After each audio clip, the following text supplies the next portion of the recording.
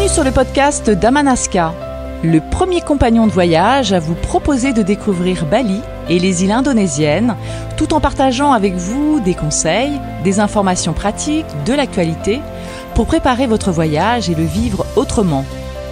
À travers nos expériences, nos coups de cœur, les histoires d'hommes et de femmes inspirants, nous allons vous raconter ce pays que nous aimons, où nous vivons. Vous faire découvrir des traditions millénaires, des cultures ancestrales et un quotidien que nous partageons avec le peuple qui vit sur l'île aux 1000 temples.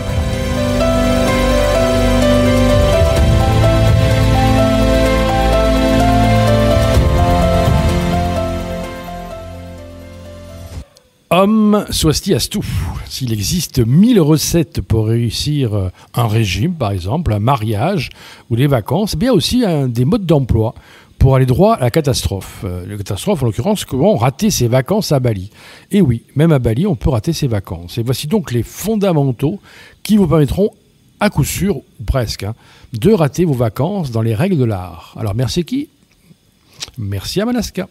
Nous avons demandé à nos voyageurs, très taquins, vraiment c'est tout le temps de l'humour, parce qu'on ne pose jamais ce genre de questions, mais c'était assez amusant de le faire, ce qu'ils avaient évité de faire pour ne pas gâcher leur séjour. Et nous en avons tiré une recette à ne surtout pas suivre. C'est un peu quelque chose qui ne sert à rien en fait, mais bon, c'est pas grave, on partage ça entre nous. Voici donc les points clés à retenir, et si vous tenez absolument à être au minimum déçu par vos vacances à Bali, eh bien, il va falloir les suivre. L'objectif, c'est de réunir tous les ingrédients pour faire de votre séjour, sinon une catastrophe, au moins un bon gros désastre. Et pour ça, on va commencer par aller sur les forums et lire les commentaires de personnes que vous ne connaissez pas. Et surtout, imprégnez-vous bien de leur négativité. Et il y a beaucoup de vidéos et beaucoup de témoignages de personnes qui sont restées une semaine, 15 jours, 3 semaines, un mois sur Bali, qui n'étaient pas au bon endroit, au bon moment, et qui ont bien sûr imprégné Internet de leur négativité, sans aucun recul, simplement pour décharger leurs mauvaises vibrations, comme on dit à Bali. Et ces internautes n'ont souvent pas réussi leur propre voyage à Bali, bien sûr, mais ils seront ravis de vous expliquer comment réussir le vôtre. Ça, c'est assez intéressant. Donc, si vous suivez les conseils à la lettre, vous êtes entre de bonnes mains. C'est sûr que eux, c'était pas une réussite, mais par contre, ils savent comment faire pour que vous puissiez réussir votre voyage. Vous avez aussi la possibilité de construire votre programme uniquement sur Internet. Donc, vous récupérez tous les points touristiques, les coins secrets, les bonnes adresses, les bonnes adresses vues en ligne, puis vous intégrez tout ça dans votre programme. Là, vous êtes certain que c'est beau, authentique et à voir absolument. En espérant évidemment que vous serez le seul à les connaître, et non pas l'un des 10 000 visiteurs ou 100 000 visiteurs à avoir eu la même idée. Vous pouvez aussi, bien sûr, sur Internet, aller sur l'IA, l'intelligence artificielle, qui vous donnera certainement de grands conseils, puisqu'elle-même connaît parfaitement Bali, et s'appuiera encore une fois sur des côtés négatifs ou des expériences extrêmement positives qui ne vous intéressera absolument pas. Demandez à l'IA, elle vous fera un programme parfait pour bien rater ses vacances.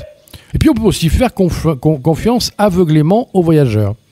Ah oui, pour bien rater votre séjour, il faut absolument considérer que tout individu se définissant comme voyageur est un expert culturel.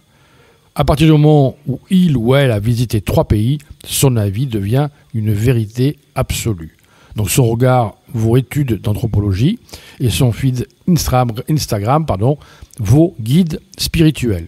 Je vous rappelle à ce stade de l'explication que, encore une fois, nous sommes sur un épisode « Comment rater ses vacances à Bali ». C'est bien sûr sur le ton de l'humour, encore une fois. Vous pouvez aussi suivre la philosophie sacrée du routard. On ne le dira jamais assez. Le routard vit au plus près des locaux. Il connaît tous les bons plans pour ne rien payer et éviter surtout l'ennemi juré, le touriste.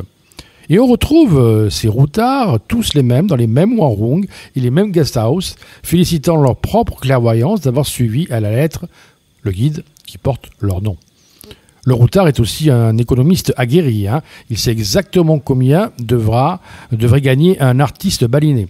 Donc il va calculer de tête, comme ça, en se disant, voilà, là il gagne tant, je divise par 3, je multiplie par 2, je vais donc lui donner cette somme. Il lui offrira donc 5 fois moins que le prix demandé, avec un petit air complice, un petit clin d'œil en disant on me la fait pas moi, je connais le pays quand même. Et puis on peut aussi préparer son voyage comme dans les années 80.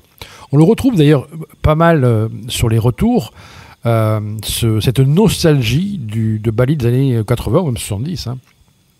Donc là, il va falloir ne pas se laisser influencer par ces rumeurs selon lesquelles le monde a changé ou le coût de la vie a augmenté. Mais non, c'est pas vrai, le monde n'a pas changé. D'ailleurs, on le voit tous les jours, hein, le monde est le même. Hein. Et préparez votre séjour, comme à l'époque, béni des 3 francs par jour à Bali. J'ai bien dit en francs. Et si possible, venez en bateau. Hein, ça vous laissera quelques mois pour apprendre l'indonésien sur le pont. Et puis aussi, vous pouvez refuser de comprendre la culture locale. Hein. Après tout, on est occidentaux, hein, on est civilisés, écologistes, respectueux des droits humains, c'est bien connu. Et notre modèle politique est évidemment exemplaire, et vous le savez. À quoi bon s'intéresser à une culture étrangère ? Arrivez à Bali, relevez fièrement la tête et dites « Les Balinais ne parlent pas français, ça, c'est pas normal. C'est plus comme avant. » Comme si vous ignoriez comment c'était avant, puisque vous êtes déjà venu, peut-être même avant. Peut-être que vous êtes venu dans les années 80, justement. Ben, évidemment, ça a changé. Ou alors, ils roulent en scooter au lieu de marcher à pied ou à cheval, ce qui serait quand même plus authentique. Hein, pourquoi ils construisent toutes ces maisons ? Pourquoi ils utilisent des couverts en papier, enfin en porcelaine ? Pourquoi ils n'utilisent pas justement des couverts en papier ou manger dans des feuilles de palmier ? Et vous continuez en multipliant les remarques désobligeantes et vous rentrez en France, bien sûr, soulagé et racontez à vos collègues vos vacances ratées. Alors, on devait être sur 10 points, mais là déjà je commence à fatiguer. Alors voilà, finalement, on se dit que pour vraiment rater ses vacances, il faut vraiment une sacrée dose de mauvaise volonté et pas mal d'énergie négative. Alors plutôt que d'enfoncer le clou, nous allons vous offrir chez Amalaska, vrais conseils. Et si vous faisiez l'inverse ? Oubliez ce que vous savez. Oubliez ce que vous êtes. Oubliez que votre culture considère des choses comme bien ou mal. Hein, votre rapport au bien ou au mal. Vous allez l'oublier, ça aussi. Et vous venez à Bali avec des envies. Mais sans attente. Ne jugez pas. Apprenez. Soyez bienveillants. Et vous verrez, vous recevrez en retour. Bali, c'est pas une destination. C'est une expérience.